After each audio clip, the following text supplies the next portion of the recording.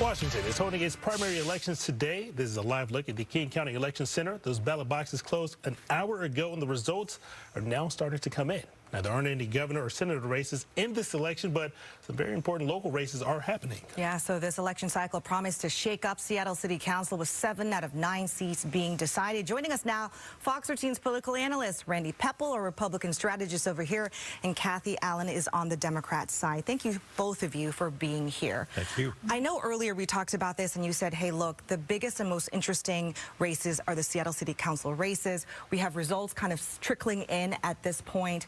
We had 3 incumbents running in the Seattle City Council race, and you said those are the races to look at. What are the results telling you right now? Well, it's telling me that the incumbents are in trouble. I mean, the only incumbent who's over 50% is Dan Strauss in District 6, and he's at 50.77. By the time all of the votes are counted, he may well be below 50. But in real trouble is Andrew Lewis in the neighboring district, District 7, and he is at 41%. And for an incumbent, that is mighty dangerous territory. It's not the only place. I have to tell you that from Bellingham to Burien to actually what's going on down in actually Renton and beyond, we have over a dozen local communities where incumbents have not run for re-election, and the incumbents tonight are in trouble. They do not have that Randy 50% he's talking about. If a person does not have 50%, you know what?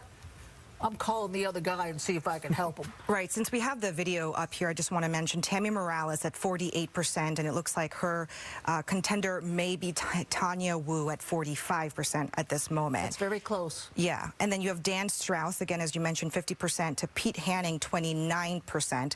So do you think it's too early to tell who the 2 front runners are at this point? Well, I mean, those are the front runners. I mean, those are the people that are advancing. Surprisingly, there aren't a lot of very close races. I mean, even though there are, over 80 candidates in the city council races, there's really only 2 of the 7 city council races in Seattle right now where somebody's going to change out of the top 2 from tonight.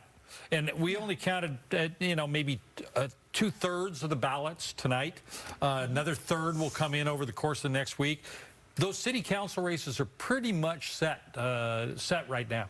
Now, what would you say has maybe surprised you the most so far tonight? The most was in one of the county council races. Mosqueda, who's a Seattle City Council member, is getting 54% running for an open seat on the county council. Looks like she'll be moving up. That will be yet another new person on the Seattle City Council come next year.